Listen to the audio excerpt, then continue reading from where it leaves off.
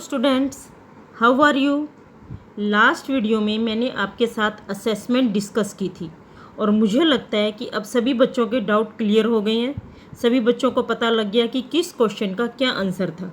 Okay बच्चों, थोड़ा और अपना वो करो, जिनके मार्क्स कम है कोई बात नहीं, घबराओ मत, नेक्स्ट टाइम अच्छा करना, ठीक है। ये मत समझना हमारे मार्क्स कम आए हैं तो इसके लिए आप उदास मत होना और अगली बार और मेहनत करना। क्लियर। तो आज हम नया चैप्टर शुरू करेंगे, that is very very interesting chapter, nutrition in animals. Nutrition word है, ये आपके लिए न्यू नहीं है। फर्स्ट लेसन में मैंने आपको न्यूट्रिशन इन प्लांट्स करवाया था और आपको पता है कि न्यूट्रिशन मैंने आपको मेनली 2 टाइप्स करवाए थे, autotrophs and heterotrophic nutrition. Autotrophic आपको पता है प्लांट्स होते हैं, plants can prepare their food by the process of photosynthesis, but animals can not. Animals gate their food from plants either directly or indirectly, ठीक है। तो ये आपको मैं करवा चुकी हूँ। तो some animals eat both plants and animals। तो एनिमल जो इंक्लूड न्यूट्रिशन है उसमें क्या क्या इंक्लूड होता है, mode of intake of food and its utilization in its body. Clear. तो इसमें मतलब मेनली 2 प्रोसेस होते हैं, एक तो इनटेक ऑफ फूड और दूसरा यूटिलाइजेशन इन द बॉडी। तो सबसे पहले हम वो बात करेंगे डाइजेशन की। डाइजेशन क्या होता है, the breakdown of complex component food into simpler substances called digestion. अब आपको हो गया कि मैम डाइजेशन से क्या, देखो क्या होता है, हम बहुत सारा वो कंपोनेंट्स लेते हैं फूड के, कार्बोहाइड्रेट की फॉर्म में लेते हैं, प्रोटीन की फॉर्म में लेते हैं, फैट की फॉर्म में लेते हैं, इन सब फॉर्म में हम लेते हैं। ये सब हमारे कम्प्लेक्स हैं, कम्प्लेक्स मोलिक्यूल।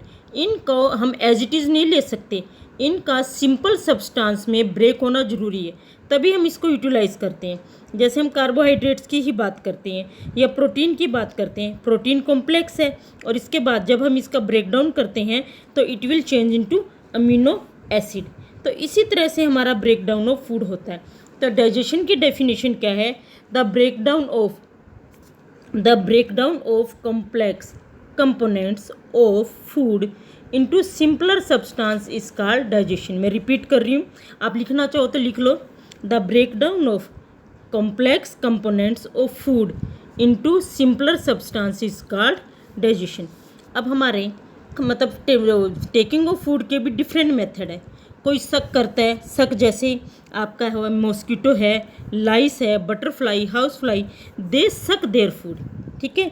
कुछ स्वेलो करते हैं यानी कि निगलते हैं, निगलने में जैसे स्नेक है, its swallow its predators, clear, sorry prey, ये अपने प्रे को निगल लेता है। तो हमारे अलग अलग होते हैं, बीज और हमिंग बर्ड्स हैं वो भी नेक्टर को सक करती है, और कुछ एनिमल जो हैं अपने मदर मिल्क पे फीड करते हैं। तो इस तरह से डिफरेंट मेथड हैं हमारे जो कि हम अपना फूड इनटेक लेते हैं। अब स्टारफिश है, स्टारफिश का नाम सुना है, आपको पता है कि स्टारफिश है, इसकी जो बॉडी है वो एक हार्ड शेल से कवर होती है, and that hard shell is made up of calcium carbonate. जब ये इसको अपना फूड लेना होता है तो अपने शेल को ओपन करती है, ठीक है, और अपने शेल को ओपन करने के बाद जो इसका स्टमक है थोड़ा बाहर की तरफ आ जाता है, और इसके बाद ये अपना फूड लेती है, और फूड लेने के बाद स्टमक जो है दोबारा से इसकी बॉडी में चला जाता है, and food is slowly digested. Body में जाने के बाद फूड जो है डाइजेस्ट हो जाता है। इसके बाद हम बात करेंगे डाइजेशन इन ह्यूमन बीइंग। आपने तो खाना खा लिया, लेकिन इसको पचाने में, इसको डाइजेस्ट करने में बहुत ही कॉम्प्लिकेटेड प्रोसेस है। तो इसमें इसके लिए होता है एलिमेंट्री कैनाल में।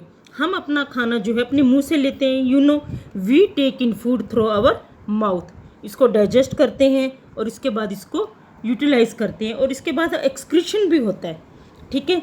अब आपने जब खाना लिया, intake of food through your mouth, इसके बाद उसका क्या होता है, कभी सोचे? तो ये मेनली जो डाइजेशन है एलिमेंट्री कैनाल में होता है। तो it start from buccal cavity, इसके बाद oesophagus, stomach, small intestine, large intestine, rectum, anus. सबसे पहले तो आपको इनके नाम लर्न होने चाहिए, क्या क्या है, buccal cavity, oesophagus, stomach, small intestine, large intestine, rectum और एनस। इन सब के नाम लर्न करना। इसके बाद इनका मैं 1 बाय 1 डिटेल में एक्सप्लेन करूँगी, लेकिन वो नेक्स्ट टाइम। अभी आपको सिर्फ मैं जस्ट आउटलाइन दे रही हूँ। इसके अलावा 3 ग्लैंड्स होते हैं जो कि ह्यूमन बीइंग में डाइजेशन के साथ एसोसिएटेड होते हैं। ये ग्लैंड है सलेवरी ग्लैंड्स, लीवर, पेनक्रियास, ठीक है। और इन तीनों का काम क्या होता है, जो पेनक्रियास है वो डाइजेस्टिव जूस को सिक्रीट करता है। क्लियर। तो बेटा ये सब अभी मैंने जस्ट आपको आउटलाइन दी है। अभी आप असेसमेंट दे के हटे हो, तो बहुत ज़्यादा वर्क मैं आपको नहीं देना चाहती। दूसरा, आपको 14 लेसन की वर्कशीट भी करनी है, ठीक है। तो अभी आपको क्या करना है, आपके पेज नंबर 12 NCERT की बुक में डाइजेस्टिव सिस्टम ये आपको ड्रॉ करना है। क्लियर। और सिर्फ ये नहीं कि ड्रॉ करोगे, इसको थोड़ा सा अच्छे से देखोगे भी, क्योंकि नेक्स्ट लेक्चर आपको तभी समझ आएगा। इसलिए मैं आज ज़्यादा नहीं करवा रही आपको, क्योंकि मैं चाह रही हूँ कि आप अच्छे से लेसन समझे, इसलिए मैंने आपको थोड़ा सा करवाया है। नेक्स्ट टाइम हम इसका डिटेल करेंगे, और अगर आपने ये लर्न कर लिया, आपको डिटेल बड़े अच्छे से समझ आएगा। क्लियर बच्चों। तो बेटा अच्छे से इसको पढ़ना, घबराना नहीं, बहुत अच्छा और इंटरेस्टिंग चैप्टर है, ठीक है बच्चों। ओके।